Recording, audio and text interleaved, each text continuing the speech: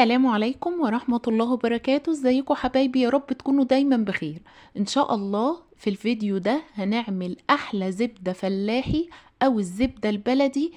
هنطلعها بكل سهولة من اللبن الحليب. ايوه يا حبايبي، والله هنعملها من اللبن الحليب اللي احنا بنشربه عادي جدا. هتطلعوا احلى زبدة، هتكونوا انتوا ضامنينها وعاملينها على ايديكم. بجد زبدة زبدة يعني. زي ما انتوا شايفين كده في الطبق انا عاملة كمية قليلة، بس انا حبيت ان انا اوريها لكم عشان انا كنت عاملاها قبل كده في القناة. بس حبيت برضو ان انا اعملها تاني عشان في حبايبي طلبوها وعايزين يجربوها ويعملوها. بجد هي سهلة جدا، طريقتها بسيطة جدا، وهنعملها ان شاء الله. وفي الفيديو ده كمان هنطلع منها احلى سمنة للطبخ وكمان للحلويات. حبايبي تابعوني وان شاء الله هنعملها بكل سهولة. بس يا ريت تدعموني بلايك واشتراك لو اول مرة تشوفوني. هنسمي الله بقى ونصلي على سيدنا محمد عليه افضل الصلاة والسلام. وهنبتدي بقى ان احنا في الاول خالص، في الاول ما ببتدي ان انا افكر اعمل سمنة فلاحي، ان انا قبليها كده بفترة بحوش القشطة اللي هي بتبقى فوق اللبن. يعني بجيب اللبن قبليها بيوم كده ولا حاجة وبغليه، وبعد كده ببيته ليلة كاملة في التلاجة. وبتيجي الصبح بتبصي تلاقي بسم الله ما شاء الله عمل وش قشطة زي ما انتوا شايفين كده بالظبط. بحاول ان انا اصفي القشطة دي، بصفيها كويس قوي كده بمعلقة او بمصفى عادي جدا. وبحطها في علبة، والعلبة دي على الفريزر على طول. بحاول ان انا كل مرة اعمل كده لحد ما يعني العلبة دي تتملي معايا. خلاص يعني العلبة دي كل مرة ان انا اعينها في الفريزر، ما اعينهاش في التلاجة عشان القشطة دي ما تمررش. لازم اعينها في الفريزر. خلاص. انا المرة دي عملت زي ما انا بقول لكم كمية صغيرة عشان بس اوريلكم. لكن لو حابين ان انتوا تعملوا كمية كبيرة ممكن تجيبوا مثلا كمية من اللبن 5 أو 6 كيلو من اللبن، وتغلوهم وتبيتوهم يعني في التلاجة ليلة كده كاملة او ليلتين. اهم حاجة ان هم يكونوا وش القشطة، وبعد كده تشيلوها، وبعد كده نبتدي نشتغل فيها. خلاص. انا اليوم بقى اللي انا هعمل فيه السمنه او الزبده. بطلع العلبه دي من الفريزر، بطلعها تفك معايا بس ما تفكش قوي. يعني انا عايزاها تبقى متلجه سنه. خلاص. وبجيب الكبه، اسهل طريقه هي الكبه. والله يا حبايبي انا مجربه الطريقه دي بقالي سنين ماشيه عليها. انا ما بشتريش سمنه من بره، زبده فلاحي من بره خالص. انا بعملها على ايدي وبتبقى زي الفل. بجيب بقى القشطة وبحطها في الكبة وبلفها، يعني يقولوا 5 دقايق كده ضرب في الاول. بضربها بالكبة دي اسهل طريقة. بحطها في الكبة وبلفها كده 5 دقايق. هوريكم دلوقتي بعد 5 دقايق ضرب بقت شكلها عامل ازاي. اهي بعد 5 دقايق بالظبط بتبصوا تلاقيها فكت من بعضها كده وبقت شبه الكريمة. هوريها لكم اهي. بصوا اهي. هي بس بتفك من بعضها، القشطة بتفك من بعضها وبتبقى شبه الكريمة. اكمل ضرب، اكمل كمان 5 دقايق. اهو انا يعني ماشية خطوة خطوة عشان تبقوا عارفين المراحل بتاعتها. بفضل كمان 5 دقايق اضرب فيها لحد ما تبتدي ان هي تعمل كتل معايا بالشكل ده. بصوا شايفين كده؟ بدأت كده تعمل كتل معايا كده. خلاص كده اتكونت الزبدة معايا اهي. زي ما انتوا شايفين كده اتجمعت كده ما شاء الله. زي ما انا قلت لكم خطوة مهمة جدا ان انتوا تضربوا القشطة وهي لسه متلجة سنة. ما بتتعبكوش خالص، بتتكون معاكوا بكل سهولة، بتبقى بالشكل ده. ببتدي ان انا اصفيها بقى من الكبة حلوة قوي.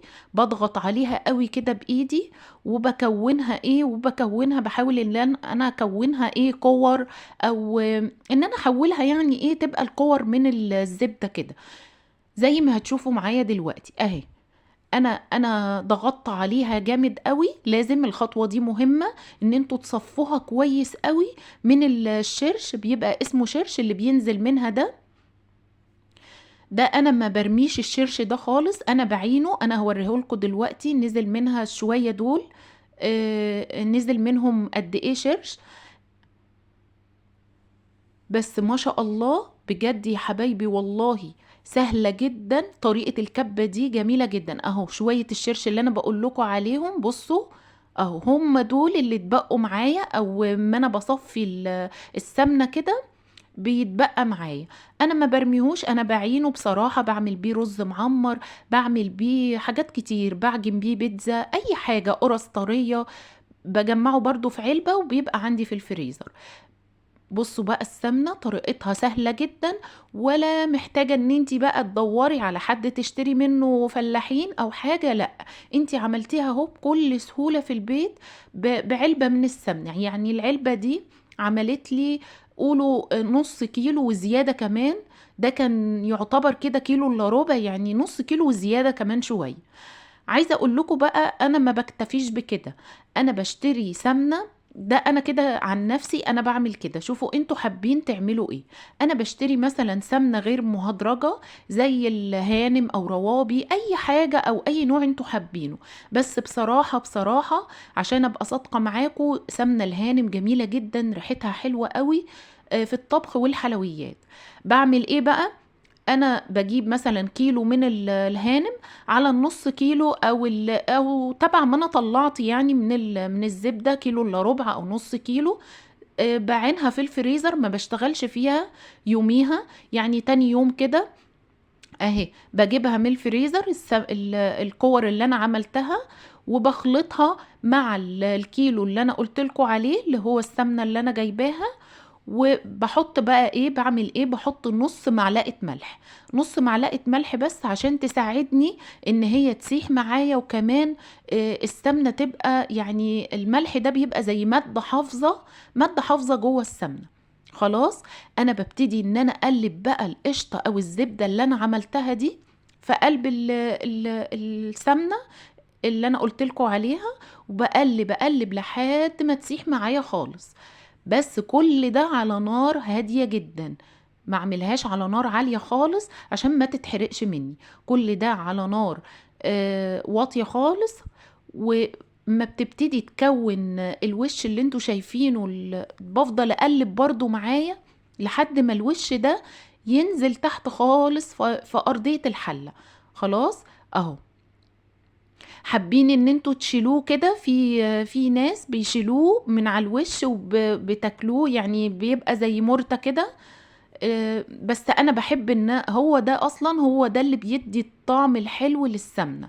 بفضل اقلب فيها، بتاخد يعني حوالي نص ساعة كده على النار.